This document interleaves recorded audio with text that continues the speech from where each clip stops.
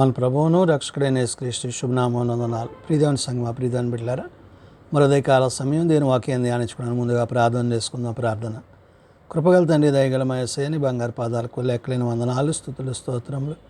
గతించిన రాత్రి అంతని రేఖల చాటుని కాచి కాపాడి సంరక్షించిన దేవ, మరొదయకాల సమయం సజ్జ లెక్కన చేరి ప్రార్థించుండగా వాక్యమైనడు వాక్యం ద్వారా నాతో మాతో మాట్లాడి మీరే మహిమా గంతా ప్రభావాలు పొందమని యేసునామమున నడుచున్నాం తండ్రి.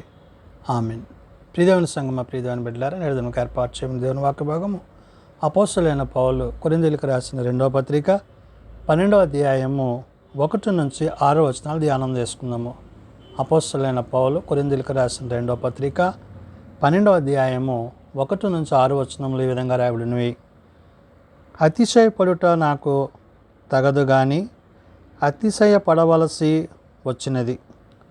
ప్రభు దర్శనమునకు గూర్చియు ప్రత్యక్షతలను గూర్చియు చెప్పుదును అంటున్నాడు. పౌలు ప్రభు యొక్క దర్శనాలను అనగా పరదైసులో దేవుడు తాను నివసిస్తున్న విధానాన్ని, ఏ విధంగా ఆయన మనలను తన యొద్దకు చేర్చును అనే విషయాలను పౌలు తనకు కలిగిన ప్రభు యొక్క దర్శనాన్ని అనగా దేవుడు ఏ విధంగా దాన్ని దర్శించాడో, ఏ విధంగా తనను బలపరిచాడో, ఏ విధంగా తండ్రి అయిన దేవుడు తన కుమారుని ద్వారా పరిశుద్ధాత్మ యొక్క సహాయము చేత పౌలును పరిచర్యకు నడిపించాడో, ఈ విషయాలన్నిటినీ పౌలు పరదైసులో కలిగిన దర్శనము అనే విషయాన్ని ఆధారం చేసుకుని మాట్లాడుతున్నాడు.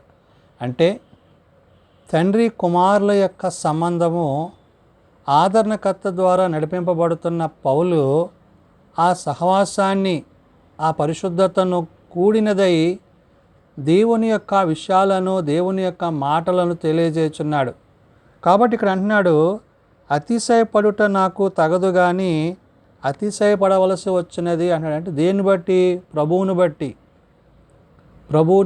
ప్రభు చిత్తాన్ని బట్టి, ప్రభు ఉద్దేశాన్ని బట్టి, ప్రభు కార్యాలను బట్టి, దేవుడు తన పట్ల చూపించిన కనికర కృపలు ఏవైతున్నాయో వాటి అందే తన అతిశయము అనే విషయాన్ని చెప్తూ ప్రభు దర్శనములను గూర్చి అంటున్నాడంటే తాను ప్రభు ఏ విధంగా దర్శించాడో, ఆయన దర్శించిన విధానం ఏదైతే ఉందో దాన్ని జ్ఞాపకం చేసుకుంటూ ప్రత్యక్షతను గూర్చియో చెప్పుదును అంటున్నాడు. అంటే దేవుని దర్శనము వేరు, ప్రత్యక్షత అంటే, ప్రత్యక్షత అంటే ప్రభు తాను ప్రత్యేకింపజేసుకొని, దర్శనం అనగా ఆత్మ మూలంగా మాట్లాడడము, దేవుడు మనతో తన స్వరాన్ని వినిపింప చేయడము.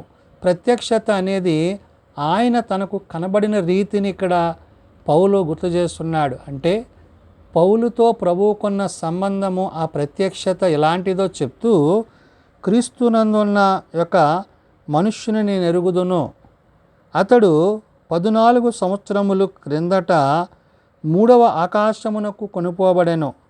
అతడు శరీరముతో కొనుపోబడెనో నేను ఎరుగను, శరీరము లేక కొనుపోబడెనో నేను ఎరుగను, అది దేవునికే తెలియను అంటున్నాడు. అంటే తాను దర్శించిన ఆ ప్రత్యక్షతలో ప్రభు తను దర్శించినప్పుడు ఆయన తనను శరీరరీతిగా చూశాడు. అంటే ప్రభువుని తన వలె చూశాడు. ఒక శరీరము కలిగిన వ్యక్తిగా, మనుష్యునిగా, మనుష్య కుమారుడైన క్రీస్తును పౌలు చూచిన ఆ యొక్క ప్రత్యక్షతని ఇక్కడ చెప్తున్నాడు. క్రీస్తునందున్న యొక్క మనుష్యుని నేను ఎరుగుదును అంటున్నాడు. అంటే క్రీస్తయ్యున్న దేవుడు తాను ఏ విధంగా ఉన్నాడో, అతడు 14 సంవత్సరముల క్రిందట 3వ ఆకాశమునకు కొనుపోబడెను అన్నాడు. 14 అంటే ఎప్పుడైతే దేవుడు కనుగరించిన ఆ యొక్క ప్రత్యక్షత అది గత 14 సంవత్సరాల క్రితము దేవుడు తనకు చూపించినదై ఉన్నదనే విషయాన్ని అంటున్నాడు. అతడు శరీరముతో కొనుపోబడెనో నేను ఎరుగును, శరీరము లేక కొనుపోబడెనో నేను ఎరుగను, అది దేవునికే తెలియను. అంటే ఆ ప్రత్యక్షత తనకు కనపడిన రీతి శరీరంతో కనపడ్డాడు. ఆ తర్వాత 3వ ఆకాశంలోనికి కొనుపోబడిన తర్వాత ఆయన శరీరంతో వెళ్ళాడా లేదా అనేది నాకు తెలియదు, అది తండ్రికే తెలియను అంటాడు. అంటే యథార్థత కలిగిన వాడిగా, దైవభయం కలిగిన వాడిగా ప్రభు యొక్క ప్రత్యక్షతను గూర్చి తాను తెలియచేస్తూ ఉన్నది ఉన్నట్లుగా ఆత్మ సంబంధమైన మాటలను ఇక్కడ గుర్తు చేశాడు. కాబట్టి అంటున్నాడు, అట్టి మనుష్యుని నేను ఎరుగుదును, అతడు పరదైసులోనికి కొనిపోయబడి వచింపశక్యము కాని మాటలు వినెను. ఆ మాటలు మనుష్యుడు పలుకకూడదు.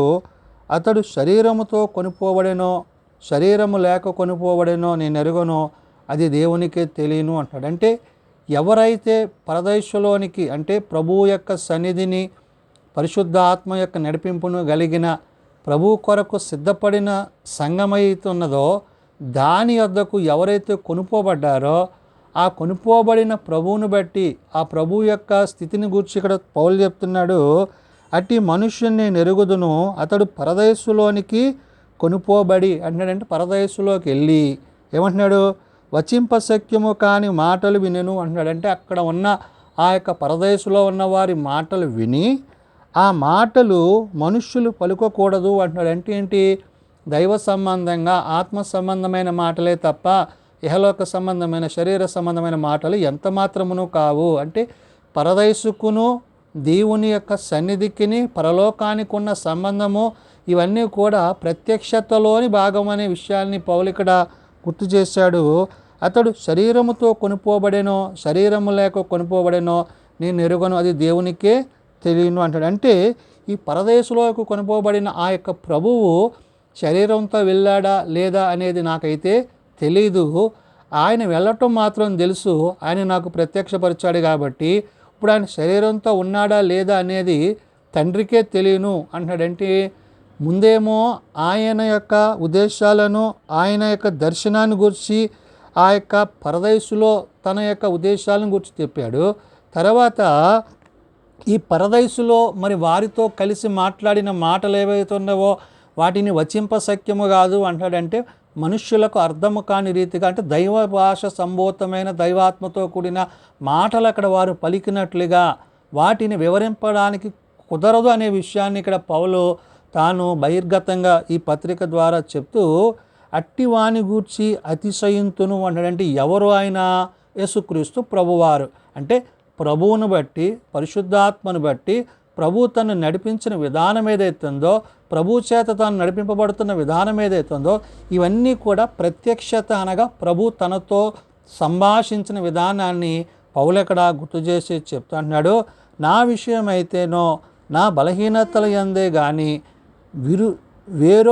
వేరే విధముగా అతిశయింపను అంటాడంటే ఒకవేళ అతిశయంటే ప్రభువుని బట్టి అతిశయం తప్ప నా వ్యక్తిగతంగా నా సొంత ఆలోచనల చేత నా సొంత తలపుల చేత నేను అతిశయించట్లేదు. అంటే పౌలను నేను అనే అంటే అపోస్తులను నేను అని తనకు తాను చెప్పుకుంటలేదు కానీ కేవలము ప్రభువును బట్టి ప్రభువు యొక్క ప్రత్యక్షతను బట్టి ఆయన ఏదైతే పరదైసు దర్శనములో పౌలుకు తాను దర్శించిన ఆ యొక్క ఏ ఉద్దేశాలు ఆ ప్రత్యక్షత ఏదైతే ఉందో ఆ ప్రత్యక్షతను గురించి మాత్రమే పౌలు ఎక్కడ తెలియజేసి వివరిస్తూ అంటున్నాడు.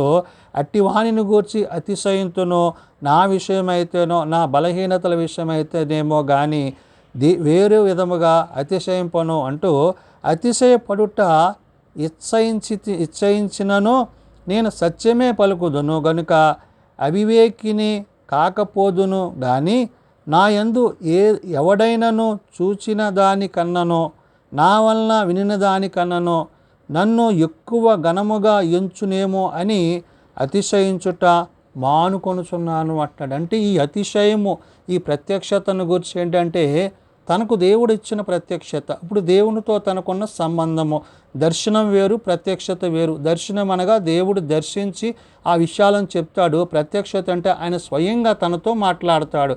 ఈ అనుభవాన్ని కలిగిన పౌలు ఇక్కడ ఒక విషయాన్ని చెప్తున్నాడు. ఏమంటున్నాడంటే ఈ అతిశయం అనేది ఉందో అంటే నా అనేది ఏదైతే ఉందో దాన్ని నేను విడిచిపెట్టాను, నా యందు ప్రభు ఉన్నాడు, ప్రభువుని బట్టి నేను అతిశయిస్తున్నాను, ప్రభువుని బట్టి నేను సంతోషిస్తున్నాను, ప్రభువుని బట్టి నేను ఆనందిస్తున్నాను అంటూ చివరిగా అంటున్నమాట అతిశయపడుట ఇచ్చయించినను నేను సత్యమే పలుకుదును అంటాడు.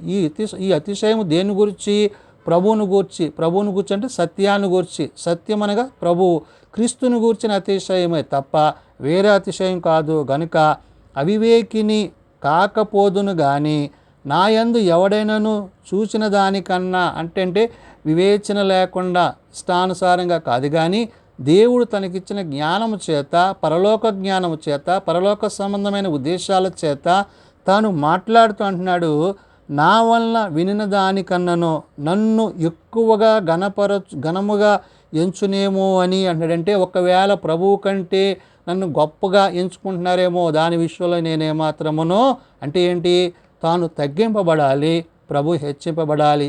అంటే ప్రభువుకే మహిమ కలగాలి. ప్రత్యక్షత ద్వారా తాను తెలుసుకున్నది ఏంటంటే, సమస్త ఘనత మహిమ ప్రభావములు తండ్రి కుమార పరిశుద్ధాత్మలకి చెల్లుననే విషయాన్ని పౌలు ఇక్కడ గుర్తు చేయుచున్నాడు. కాబట్టి అంటున్నాడు, నా వలన విని దానికన్నాను నన్ను ఎక్కువగా ఘనముగా ఎంచునేమో అని అతిశయించుట మానుకొనుచున్నాను అంటున్నాడంటే, నేను అనేది విడిచిపెట్టాను, నా యందు ప్రభువే మహిమ పొందాలి, నా యందు తండ్రే ఘనత పొందాలి, నా యందే పరిశుద్ధాత్ముడే ఘనత పొందాలి. అంటే స్వనీతిని విడిచిన వాడై దేవుని నీతిని అనుసరించిన వాడై తాను ఈ యొక్క పౌలు పరదేశు యొక్క దర్శనాన్ని బట్టి ప్రత్యక్షతను బట్టి తెలియజేస్తున్నాడు. నేడు అనేకులు ప్రభువును దర్శించాడని, ప్రభు ప్రత్యక్షమయ్యాడని చెప్తూ అబద్ధ బోధలు చేస్తున్నారు. అంటే దేవుని యొక్క ప్రత్యక్షతలో ఎక్కడ తాను ఏది కూడా తనదని ఎంచుకోలేదు, అది దేవునికే మహిమ. రెండు విషయాలను ప్రధానంగా చెప్పాడు. ఒకటి ఏంటంటే, ఆయన శరీరంతో కొనుక్కోబడ్డాడో లేదో నాకైతే తెలియదు అన్నాడంటే, కొనుక్కోబడ్డాను అంటానికి తన దగ్గర రుజువులు లేవు కాబట్టి మౌనంగా ఉన్నాడు, అది దేవునికే తెలియదు అన్నాడు. మరి పరదేశంలోకి వెళ్ళిన తర్వాత కూడా ఆయన శరీరంతో కొనుక్కోబడ్డాడో లేదనేది నాకు తెలియదు అన్నాడు, ఎందుకంటే తండ్రికి తెలియదు. ఏంటంటే ఏది కూడా తనదిగా మాట్లాడలేదు, ఆత్మరూపిగా మాట్లాడాడు. కాబట్టి ఆత్మ సంబంధమైన కృపావరాలు కలిగిన పౌలు దేవుని యొక్క ప్రత్యక్షతను కలిగి ఉన్నాడు. అట్టి ప్రత్యక్షత మనమందరం కలిగి ఉండాలని ఈ ఉదయకాల సమయమున పరిశుద్ధాత్మ దేవుడు తెలియజేస్తున్న మాటలు ప్రార్థన చేసుకుందాం. ప్రేమ నమ్మకం కలిగిన మా తండ్రి, కృప కలిగిన దేవ, నిజమైన ఆయన, నీవు దర్శించుట, నీవు ప్రత్యక్షమగుట, నీ దర్శనానుసారంగా నడుచుకుంటూ నీ ప్రత్యక్షతలో పౌలు నీతో నడిచిన విధానాన్ని బట్టి, నీవు తనకు తెలియజేసిన విషయాలను బట్టి, పరదేశంలోనైనా నీవు ఏ విధంగా వారితో మాట్లాడావో ఆ విషయాలను గురించి తాను ఎరుగనని యథార్థతతో, సత్యముతో, నీతితో తాను నీ వాక్యమును బోధిస్తూ కొరింథీలుండే సంఘాన్ని ఆనాడు సిద్ధపరిచాడు. నేడు నాయన నీ వాక్యము చేత మేము ఇహమందుండు సంఘములను, సేవకులను, విశ్వాసులను, ప్రతి విశ్వాసిని అటు రీతిగా సిద్ధపడుటకు నీ అందు తప్ప మాకు దేని అందును అతిశయం లేదని పౌలు ఎలాగైతే ఒప్పుగోలు కలిగి ఉన్నాడో అట్టి ఒప్పుగోలు మేమును కలిగి నీ యందు తప్ప దేని యందు అతిశయింపక నీ చిత్తమును జరిగిస్తూ నీ చిత్తానుసారంగా నడుచుకుంటూ నీ కృపలో కొనసాగే స్థితి మాకు దయచేయండి. చిన్నబిడ్డలు, యవనులు, పెద్దలు, వృద్ధులు ప్రతి వారిని వారి వారి తరగతులు చెప్పిన ఆశీర్వదించి దీవించండి. జన్మదినాలు, వివాహ దినాలు, గుడికల కుటుంబాలు ప్రత్యక్షపరచండి. ప్రతి కుటుంబంపై నీ కృపనుంచండి. ఏ ఒక్కరు నశించక అంతటా అందరూ మారు మనసు కలిగి పాపక్షమాపణ కలిగి నీ నిత్యరాజ్యంలో చేరగలిగిన కృప దయచేయమని, దీని పరిచర్యలో, సేవలో తోడండి. మహిమా ఘనతా ప్రభావాలు మీరే పొందుకొనమని యేసునామం నడుచున్నాం తండ్రి, ఆమెన్. పరలోకమందున మా తండ్రి, నీ నామం పరిశుద్ధపరచబడగాక, నీ రాజ్యం వచ్చుగాక, నీ చిత్తం పరలోకమందు నెరవేర్చినట్లు భూమి మీద నెరవేరుగాక. మా అనుదిన ఆహారం నేడు మాకు దయచేయము. మెడల ప్రార్థన చేసిన వారిని మేము క్షమించి ఉన్న ప్రకారం మా ప్రార్థనలను క్షమించము. శోధనలో తేకాదులను తప్పించము. రాజ్యము, శక్తి, మహిమ నిరంతరము నీవేనవు తండ్రి, ఆమెన్.